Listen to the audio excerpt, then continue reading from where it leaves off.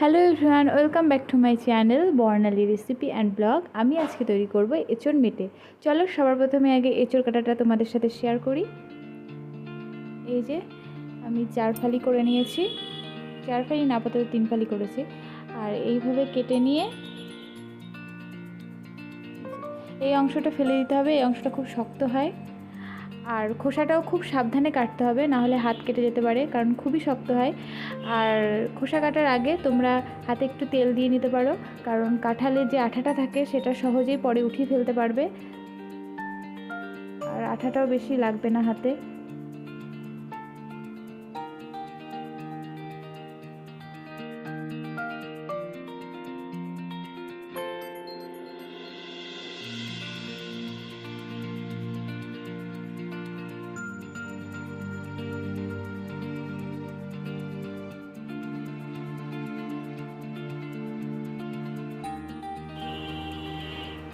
এই যে এই অংশটা ফেলে দিতে হবে, কারণ এই অংশটা খুবই শক্ত হয়, এগুলো খাওয়া যায় না।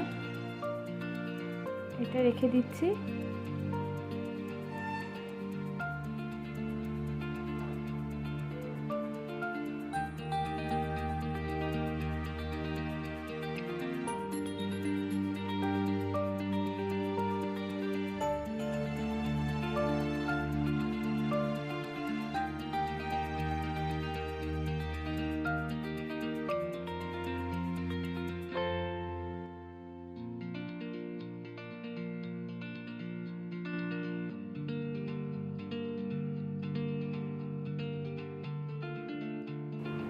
এই যে এইভাবে পুরো এঁচোড়টা আমি কেটে নেব,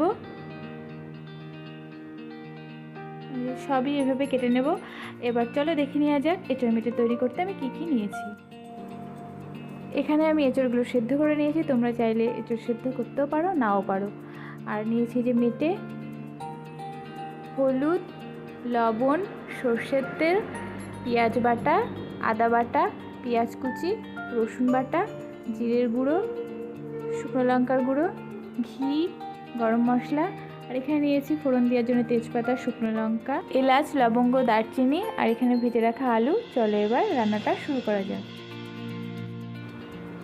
আমি আগে থেকে আলু ভেজে নিয়েছিলাম, তো আলু ভাজার তেলটা আছে, আর একটু তেল দিয়ে তাই ফোড়নের জন্য আমি জিরে, শুকনো লঙ্কা আর এলাচ লবঙ্গটা আমি দিয়ে দিচ্ছি, তেজপাতা দিয়ে দিলাম।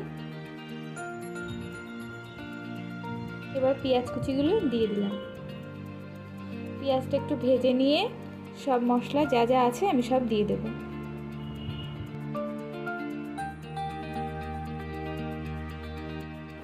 সামান্য একটু চিনি দিয়ে দিচ্ছি, তাহলে তরকারির কালারটাও ভালো হবে আর খেতে একটু ভালো হবে। এবার আমি একে একে সব মশলাগুলো দিতে থাকবো। এই যে 2 চামচ মতো আমি আদা বাটা দিয়ে দিচ্ছি, আর একটু দিয়ে দেব। সামান্য একটু লবণ দিয়ে দিচ্ছি, কারণ যে তেলটা একটু চারিদিকে ছিটকাচ্ছে সেটা একটু কম ছিটকাবে। এবার দেব পেঁয়াজ বাটা,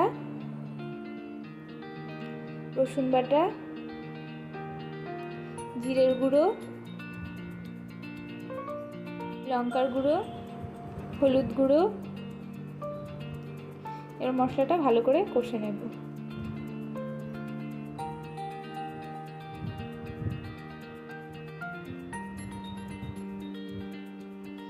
এবার স্বাদ মতো একটু লবণ দিয়ে দিলাম।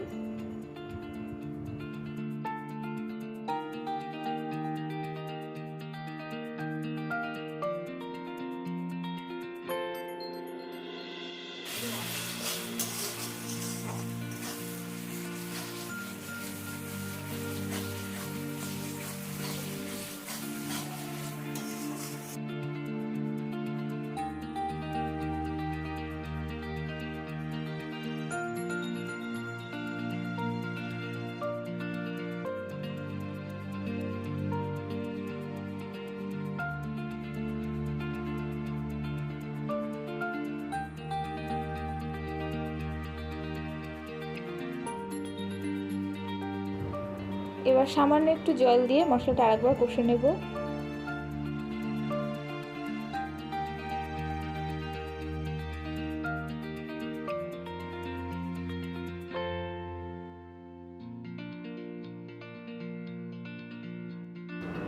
এবার মেটেটা আর চর্বিটা দিয়ে ভালো করে আরেকবার কষে নেব।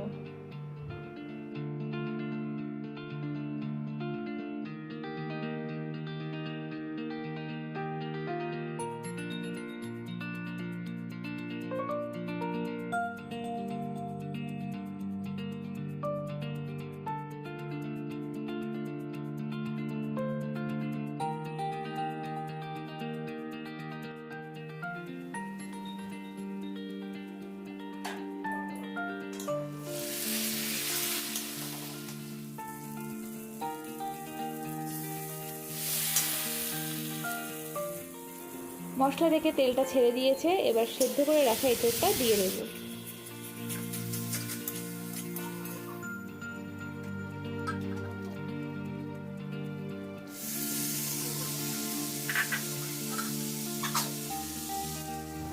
এবার এঁচোড় আর মশলাটা ভালো করে কষে নেব, আর সামান্য একটু জল দেবো কষা হয়ে গেলে, কারণ আমার আগে থেকে এঁচোড়টা সেদ্ধ করা আছে, তাই পরিমাণ মতো জল দেবো। আর তোমরা যদি এঁচোড়টা সেদ্ধ করে না থাকো তখন এই সময় একটু বেশি করে জল দেবে, তাহলে এঁচোড়টা একবারে ভালো করে সেদ্ধ হয়ে যাবে।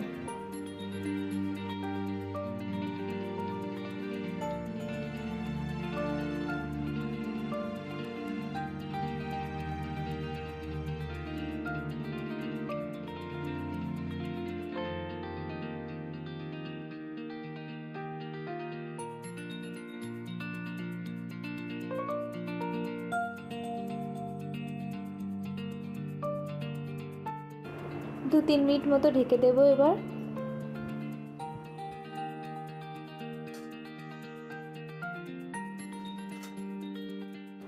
ফুটে গেছে, এবার ঝোলটা একটু কমে আসলে ঘি আর গরম মশলা দিয়ে নামিয়ে দেবো।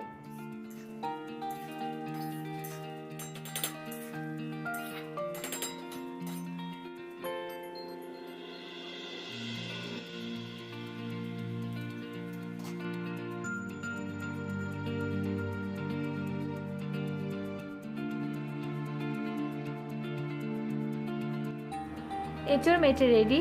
তোমাদের যদি এই এঁচোড় মেটেটা ভালো লেগে থাকে তাহলে অবশ্যই লাইক, কমেন্ট, শেয়ার, আর আমার চ্যানেলকে প্লিজ সাবস্ক্রাইব করো। আর এটা খুব সহজ একটা রান্না, এঁচোড়টা কাটতে যতটা দেরি হয়, তাছাড়া খুব সহজ একটা রান্না। তোমরা বাড়িতে এইভাবে অবশ্যই ট্রাই করো, খেতে খুবই ভালো লাগবে। আর তোমরা সবসময় সুস্থ থেকো, ভালো থেকো। Thank you.